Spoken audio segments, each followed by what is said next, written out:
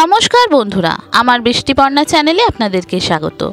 আজ আমি চলে এসেছি একটা ঠেকুয়ার রেসিপি নিয়ে, যেটা অনেকেই জানেন যে এটা বিহারিদের ছট পুজোয় লাগে। এই ঠেকুয়া, যাদের বিহারি বন্ধু নেই, মন খারাপ, তারা ঠেকুয়া খেতে ইচ্ছা করছে কিন্তু পাচ্ছেন না, ঝটপট এইভাবে বাড়িতে বানিয়ে ফেলুন। যেমন খাস্তা তেমন নরম, সফট, তুলতুলে আর অসাধারণ স্বাদের একটা রেসিপি। চলুন তাহলে রেসিপিটি দেখে নেওয়া যাক। এই দেখুন, আমার এখানে গুড়ের যে পাটালি হয় সেই পাটালি ছিল আখের গুড়ের, সেটাকে অল্প জল দিয়ে এটাকে গুলে নরম গুলে নিলাম। আর নিয়েছি অর্ধেকটা মালা নারকেল কোড়া, অর্ধেকটা নারকেলকে ছোট ছোট টুকরো করে নিয়েছি। আর নিয়েছি একটু কাজুকেও ছোট ছোট টুকরো করে নিয়েছি। এবার একটা মেজারমেন্ট কাপের আমি 3 কাপ আটা নেব। এবার এই 3 কাপ আটার জন্য আমি 1 কাপের একটু কম সুজি নিয়েছি। মাপটা যদি ঠিকঠাকভাবে দেন ঠেকুয়াটা খুব ভালো হয়। যদি মাপটা একটু 19-20 হয় তখন ঠেকুয়াটা নয় খুব শক্ত হয়ে যায়, আর না হলে ঠেকুয়াটা একদম খাস্তা হয়ে যায়। তো মাপটা এখানে আমি যেহেতু 3 কাপ আটা নিয়েছি, তার জন্য আমি 1 কাপ থেকে একটু কম আমি সুজি নিলাম। এবার এখানে আমি আর কিছু নেব, স্বাদ মতো একটু নুন দেব। নুন না দিলে মিষ্টির স্বাদটা ভালো আসে না। 1 চামচ মৌরিকে হাতে গুঁড়িয়ে এখানে দিয়ে দিলাম, যতটা পরিমাণ হাতে রোস্ট করা যায় ততটা।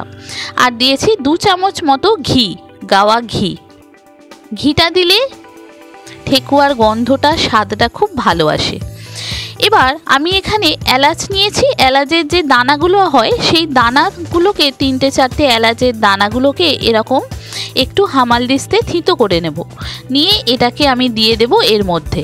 এই দেখুন, একটু হামাল দিস্তে থিতো করে এলাচগুলোকে এখানে দেব, যাতে গন্ধটাও আসে আর মুখে একটা এলাচের ফ্লেভারটাও পাওয়া যায়। মিহি পাউডার হলে হয়তো হতো, কিন্তু মিহি পাউডারে সেই স্বাদটা আপনার পাওয়া যাবে না, যেটা এই এলাচটাকে এইরকমভাবে হামাল দিস্তে থেঁতো করে দিলে যেটা ভালো আসে। তো এলাচটা দিয়ে দেওয়ার পর এই ময়নটা আমি খুব ভালো করে মেখে নেব। ঘিটা দিয়ে যে ময়নটা, সুজিটা যে মাখবো সেটা যেন খুব ভালো করে মাখা হয়। যত ভালো করে ময়নটা মাখা হবে আপনার খাস্তা ঠেকুয়াটা তত ভালো হবে।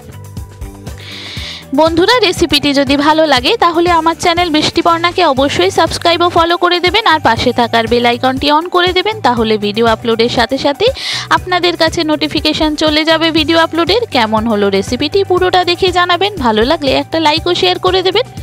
এবার যে আমি নারকেল নিয়েছিলাম 1 মালা নারকেল কোড়াটা আগে দিয়ে দিলাম। তারপরে যে ছোট ছোট করে টুকরো করে নারকেলটা কেটে রেখেছিলাম সেই নারকেলটা খুব বেশি দিলাম না, মোটামুটি অর্ধেকটার বেশি দিলাম।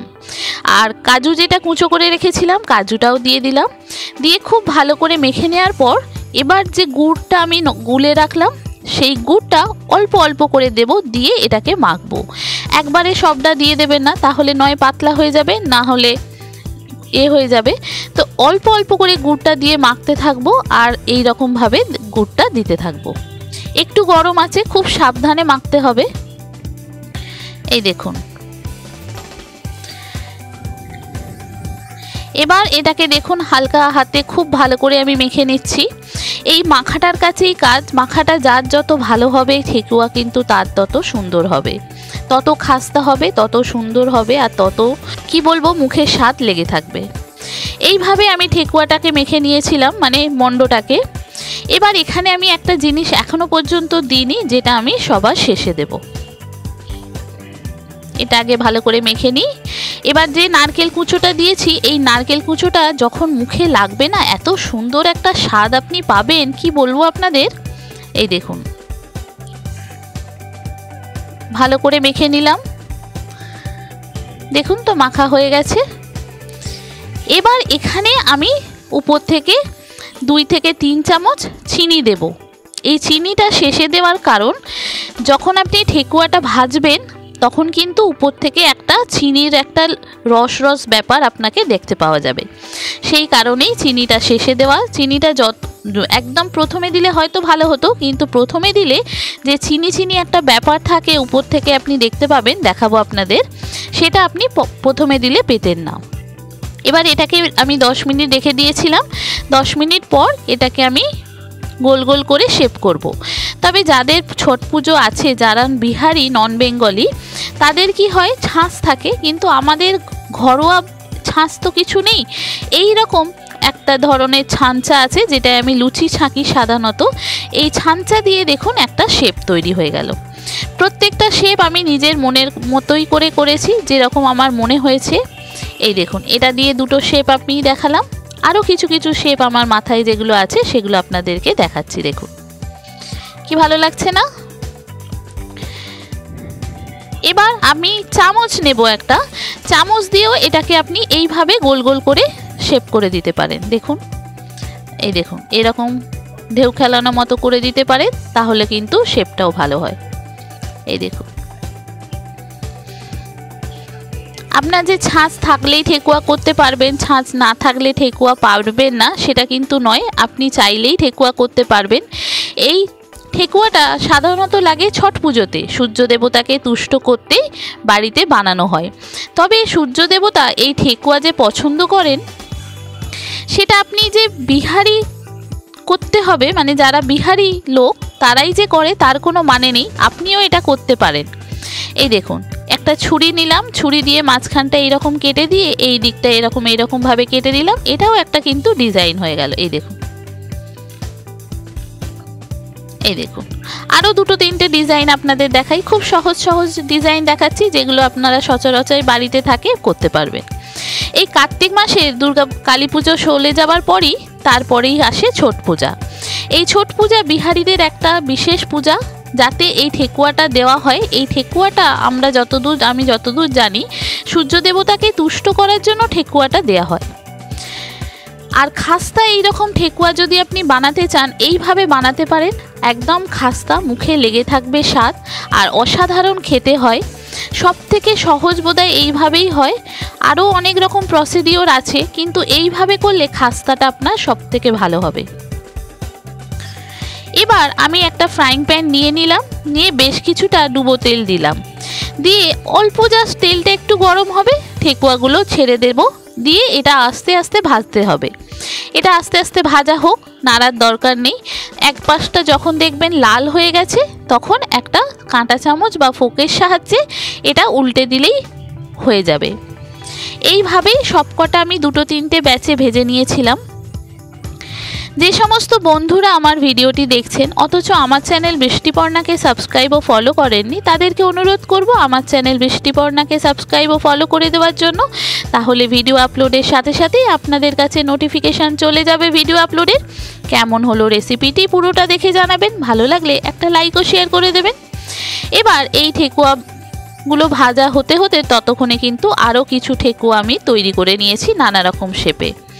ছুরি দিয়ে, চামচ দিয়ে, ওই ছাঁচার পিছন দিয়ে, যেরকমভাবে হোক মোটামুটি আপনি শেপটা দিয়ে দিতে পারেন।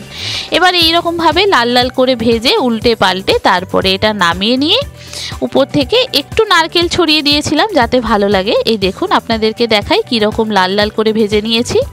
এবার এটা যত ঠান্ডা হবে তত কিন্তু এটা মুচমুচে হবে, আর তত কিন্তু এটা খাস্তা হবে। আগে না খেয়ে থাকলে এইভাবে একবার বন্ধুরা বানিয়ে দেখবেন, খুব সহজ রেসিপি, আর খেতে অসাধারণ স্বাদ হয়েছিল। যাকে যাকেই খাইয়েছি সেই কিন্তু খারাপ বলেনি, সবাই কিন্তু প্রশংসাই করেছে। এমনকি বলেছে কিছু কিছু জন যে যারা বিহারি, যারা ঠেকুয়া অলরেডি না বানায়, তাদের থেকে নাকি আমারটা সব থেকে সুন্দর হয়েছে। তো যাই হোক, আপনাদের কেমন লাগলো অবশ্যই পুরো ভিডিওটি দেখে কমেন্ট করে জানাবেন। যদি ভালো লাগে তাহলে একটা লাইক ও শেয়ার করে দেবেন। এই দেখুন কতগুলো হয়েছে আর কত সুন্দর শেপ হয়েছে, শেপগুলো দেখেছেন? আর এই যে আপনাদেরকে দেখাই যে চিনি চিনি ব্যাপারটা এই রকম উপর থেকে আসবে সবার শেষে, ওই জন্য চিনিটা দিতে হয়। এই দেখুন প্লেটে সাজিয়ে দিলাম, দিয়ে উপর থেকে একটু একটা দুটো করে নারকেল একটু দিয়ে দিলাম যাতে দেখতে ভালো লাগে। দেখুন কতটাগুলো হয়ে গেল, 3 কাপ আটাতে কতগুলো ঠেকুয়া আপনি বানিয়ে ফেলতে পারবেন। দেখেছেন? আপনাদেরকে একটু ভাঙা, এই দেখুন নারকেল একটু উপর থেকে অল্প অল্প করে দিয়ে দিলাম যাতে এই কালো কালো ব্রাউন ব্রাউন ঠেকুয়াগুলোর উপর হোয়াইট হোয়াইট একটু ভালো লাগে। আপনাদেরকে আরেকটু কাছ থেকে দেখাই, দেখুন কতটা সুন্দর দেখতে লাগছে। এই ঠেকুয়াকে অনেকে অনেক রকম বলে, কেউ ঠেকুয়া বলে, কেউ ঠিকারি বলে, কেউ খাজুরিয়া বলে, অনেকে অনেক রকম বলে, তো আমরা ঠেকুয়াই বলি। যদি এই ঠেকুয়া আপনাদের ভালো লাগে অবশ্যই আমার চ্যানেল বৃষ্টিপর্ণাকে সাবস্ক্রাইব ও ফলো করে আমার পাশে থাকবেন আর একটা লাইক ও শেয়ার করে দেবেন। সবাই ভালো থাকবেন, সুস্থ থাকবেন, সাবধানে থাকবেন। দেখা হবে পরের ভিডিওতে। আজকের মতো এখানেই টাটা। থ্যাংক ইউ বন্ধুরা।